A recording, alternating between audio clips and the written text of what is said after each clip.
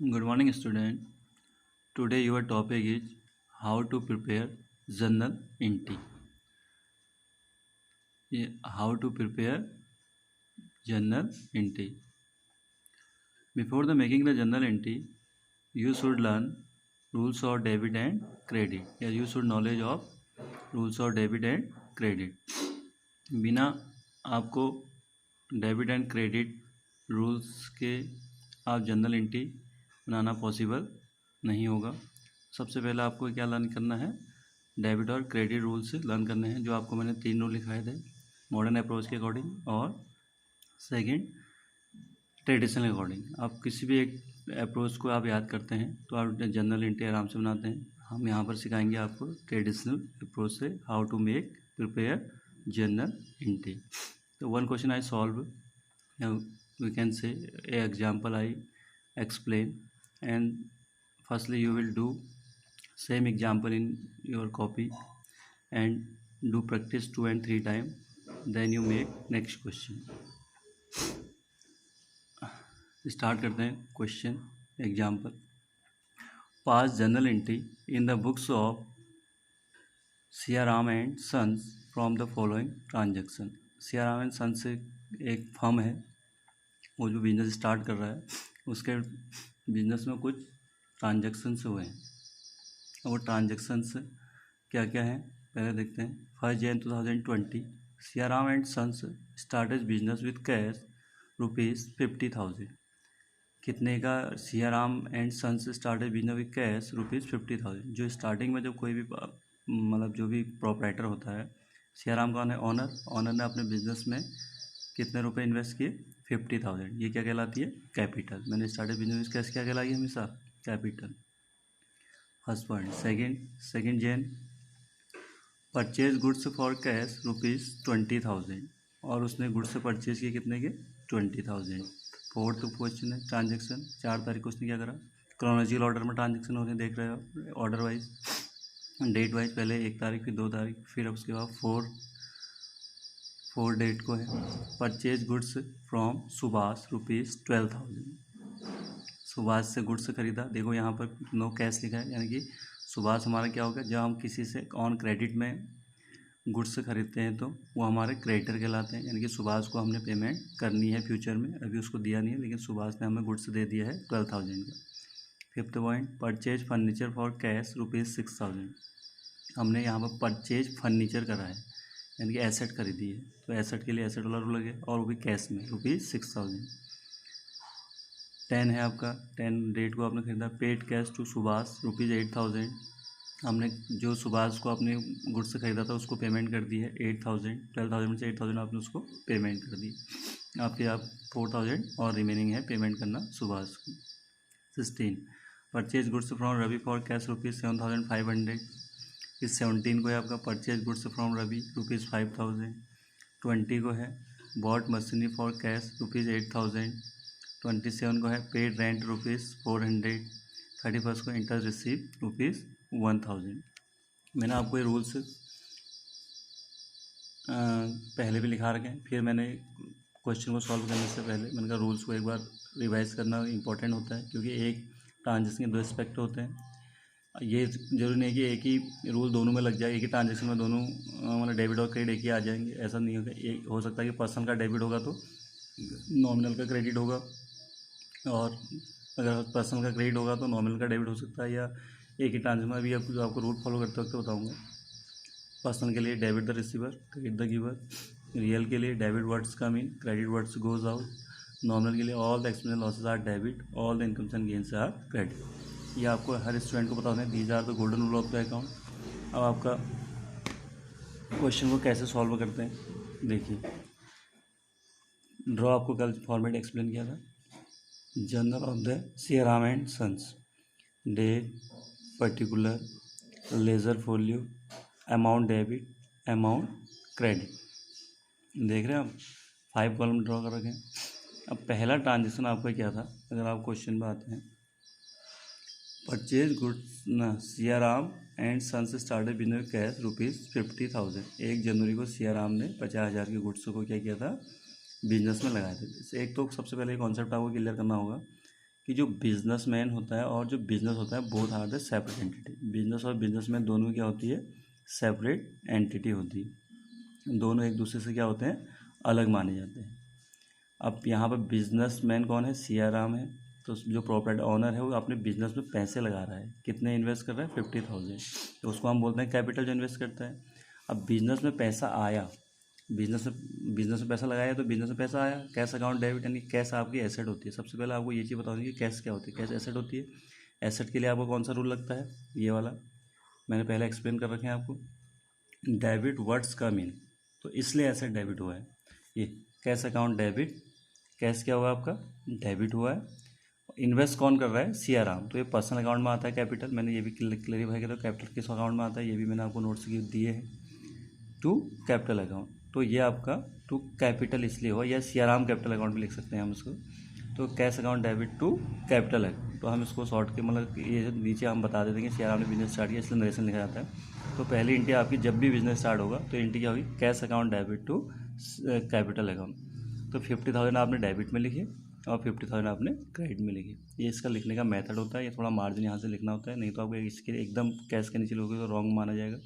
पहले cash account debit, थोड़ा सा मार्जिन लिख के हटा के, टू का मतलब क्रेडिट, तो कैपिटल अकाउंट, तो ये डेबिट वाले कॉलम में 50,000, यहाँ डैश हो जाएगा, मतलब डैश में कुछ नहीं लिखोगे, क्रेडिट वाले कॉलम में 50,000। तो dual aspect concept transaction based होता है, डबल एंट्री सिस्टम बोलते हैं जिसको हम, एक डेबिट होगा तो एक क्रेडिट होगा, एक ट्रांजेक्शन दो ही फैक्टर होते हैं, one is a debit, cash debit हो गया, और टू कैपिटल क्रेडिट हो गया, क्लियर। फिर उसके बाद नरेशन लिखा जाता है, जो हमने करा है वो नरेशन लिखता था कि हम उसके फ्यूचर में अगर कभी भी हम अपनी इस ट्रांजेक्शन को देखें तो हमने किसने बिजनेस स्टार्ट क्या किया था, यह हमें माइंड में याद रह करके, इसको हम नरेशन बोलते हैं।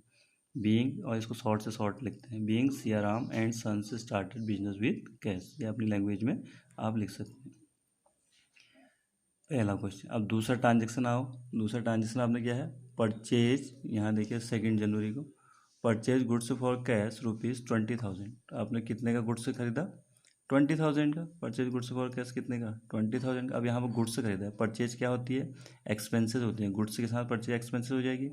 तो all the expenses losses are debit, देखो all the expenses losses are debit, purchase debit कर दी, परचेज अकाउंट डेबिट हो जाएगा आपको ये। और टू कैश, कैश क्या हो गया, अब कैश क्या है, कैश अभी आपको बताया था क्या है, कैश, कैश है आपका एसेट्स, एसेट किस में आती है, क्रेडिट वर्ड्स गोज आउट, तो इसलिए क्रेडिट, क्योंकि पैसा आएगा मतलब परचेज, आपने गुड्स से खरीदोगे तो एक्सपेंसेस डेबिट हो जाएंगे, और पैसा जाएगा तो ये क्रेडिट होगी। एक कॉन्सेप्ट याद रखना, जो चीज़ आपके पार्ट से जाएगी वो हमेशा क्रेडिट होगी, जो आपके पार्ट में आएगी वो डेबिट होगा, ठीक है। बिजनेस से मतलब है, बिजनेस में जो चीज़ आएगी वो डेबिट, जो बिजनेस से जो कैश जाएगा वो क्रेडिट। 4 जैन को देखते हैं, 4 जैन को आपका क्वेश्चन क्या है, purchase goods from Subhash, Subhash से आपने यहाँ पर देखो नेम आ गया, पर्सनल अकाउंट में आता है नेम। अब नेम पर्सनल अकाउंट के लिए अब देखिए, परचेज अभी मैंने बताया all the expense debit, purchase debit हो जाएगी, गुड से है तो परचेज डेबिट हो जाएगी, purchase account debit to Subhash, giver कौन है, सुभाष, सुभाष दे रहा है हमको गुड्स, तो वही हमने किया होगा, देखो purchase account debit to Subhash, Subhash name के आगे अकाउंट लिखते हैं, purchase account debit to Subhash, तो 12,000 नरेशन लिख लिया आपने, being purchase goods from Subhash. 5 Jan को देखिए, अब यहाँ एसेट खरीदा है, फर्नीचर, क्या खरीदा है, फर्नीचर, परचेज फर्नीचर, यहाँ पर लिखा है देखो आपको सेम डेट पे, परचेज फर्नीचर फॉर कैश 6,000। अब यहाँ पर हम देखते हैं furniture account debit to cash account, furniture account debit to cash, furniture asset में आती तो डेबिट वर्ड्स का मीन, रूल से कौन सा लगेगा, डेबिट, मतलब रियल अकाउंट का रूल लगेगा, फर्नीचर आपके एसेट है, डेबिट वर्ड्स का मीन, तो फर्नीचर आपका डेबिट हो जाएगा, और to cash, cash goes out, cash भी वो है तो गोज आउट, इसमें एक ही रूल लग गया, furniture account debit to cash, debit words का मीन, फर्नीचर डेबिट हो गया, टू कैश अकाउंट, ये क्रेडिट हो गया। अब सुभाष पर्सनल अकाउंट है, सुभाष को अभी आपने यहाँ पर देखिए, सुभाष से आपने खरीदा था गुड्स, क्रेडिटर है सुभाष हमारा, अभी सुभाष को हम पेमेंट कर रहे हैं, तो Subhash account debit to cash account, तो 8,000 हमने क्या कर दिया, उसको पेमेंट कर दिया, अभी 4,000 और भी क्रेडिटर में बचा है हमारा, पेमेंट करना है, Subhash debit to cash account, क्योंकि गया क्या, कैश गया। फिर उसके बाद आपका सिस्टेन जैन को आपकी क्या है, purchase goods from Ravi for cash ₹7,500, Ravi से हमने खरीदा है लेकिन कैश में खरीदा है। पीछे से रवि तो आया है नाम, जब नेम आता है तो आप नेम लिखते हैं, अगर कैश आता है तो फिर उसके बाद नेम का कोई इंपॉर्टेंस नहीं आती है फिर वो हमारी कैश परचेज कहलाती है। तो purchase account debit to cash account, तो इसकी एंट्री क्या हो जाएगी, purchase account debit to cash, क्योंकि परचेज एक्सपेंसेस है, ऑल एक्सपेंस से डेबिट, गोज आउट क्या हो रहा है, कैश। तो एक ट्रांजेक्शन दो इफेक्टिव पड़ते हैं, 7500। नेक्स्ट है आपका 17 जैन को है परचेज गुड्स फ्रॉम रवि, फिर परचेज गुड्स, फिर 17 को हमने फिर रवि से फिर गुड्स खरीदे, लेकिन यहाँ पर कैश में नहीं, क्रेडिट में खरीदे, यानी कि उधार में खरीदे। तो यहाँ पे इसलिए purchase account debit to Ravi आ रखा है। तो उसके बाद अगर आपका पेज कंप्लीट हो जाता है तो आप दोनों साइड का डेबिट और क्रेडिट का टोटल करेंगे पेज कंप्लीट होने पे। तो जो भी टोटल आता है उसको हम लिखते हैं टू बैलेंस कैरिड डाउन। मैंने इसको भी एक्सप्लेन कर रखा है अगर फॉर्मेट में। हमने टोटल किया दोनों साइड का टोटल, ये बैलेंस कैरिड डाउन हो गया, क्योंकि यहाँ पर अभी पूरा क्वेश्चन कंप्लीट नहीं हुआ है। इसको कंप्लीट करने फिर इसको हम आगे ले जाते हैं, इसको बोलते हैं टू बैलेंस ब्रॉड डाउन, इसको कहते हैं ब्रॉड फॉरवर्ड। इसको हमने ब्रॉड फॉरवर्ड कर रखा है, सेम अमाउंट आ जाएगी दोनों कॉलम में। उसके बाद नेक्स्ट ट्रांजेक्शन था आपका परचेज या bot machinery rupees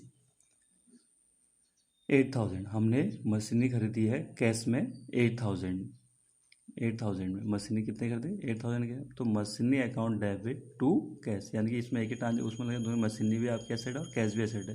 debit words का भी मशीनरी डेबिट हो जाएगी और टू कैश अकाउंट। यहाँ पर परचेज डेबिट नहीं होगा, क्योंकि आपने बॉट का मतलब परचेज होता है या परचेज मशीनरी भी होता है, तब भी ये परचेज नहीं होगा, क्योंकि ये गुड्स नहीं है, ये एसेट है। जब एसेट खरीदते हैं तो एसेट डेबिट होता है। तो डेबिट वर्ड्स का account debit machine account debit to cash account, goes out क्या हो रहा है, कैश जा रहा है। तो 8000 की एंट्री आएगी, फिर बीइंग नेशन लिखोगे।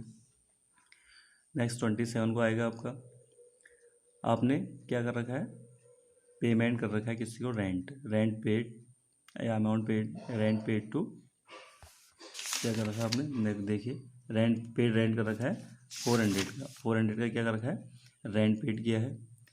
और इसमें आपको पता है कि रेंट एक्सपेंसेस है, all the expenses losses are debit, तो all the expenses losses are debit, तो rent account debit to cash account, तो 400 बीइंग रेंट पेड। उसके बाद आपने कैश इंटरेस्ट रिसीव किया था, इंटरेस्ट रिसीव कितना किया था, 1000 31 जैन को। फिर कैश अकाउंट डेबिट, तो इंटरेस्ट आएगा तो all the income and losses, all the income and gains are credit होता है, तो नॉमिनल अकाउंट का रूल है इनकम, तो क्रेडिट साइड में आएगा। Cash account debit to interest account, cash account debit to interest account, तो यानी कि कितना आएगा, 1000। आपके दोनों साइड का आप टोटल करेंगे, कैश आपका रिसीव डेबिट वर्ड्स का मीन होगा, कैश डेबिट होगा और इंटरेस्ट क्रेडिट होगा, क्योंकि ये इनकम रिसीव हो रही है पर्सनल नॉमिनल अकाउंट का, इसमें नॉमिनल लग रहा है और इसमें रियल अकाउंट लग रहा है, क्योंकि कैश है डेबिट वर्ड्स का मीन, तो कैश आपका एसेट होती है तो इसलिए डेबिट हो रहा है, और इंटरेस्ट रिसीव आपका नॉमिनल अकाउंट में आता है और ये इनकम होती है तो इसलिए क्रेडिट में आ रहा है, क्योंकि इनकम इंटरेस्ट से मिल रहा है हमको बिजनेस को। तो इंटरेस्ट अकाउंट 1000। तो ये दोनों साइड का टोटल करेंगे मैं, यहाँ पर आपका क्वेश्चन कंप्लीट हो जाएगा। तो आपके जनरल एंट्री के लिए आपको सबसे पहले रूल्स बहुत इंपॉर्टेंट है, how to follow the rules in general entry. तो फर्स्ट टाइम 1 2 2 एंड 3 टाइम आप खुद इसको ट्राई करना है इसी क्वेश्चन को, तब आपको ये थोड़ा समझ में आएगा। ओके।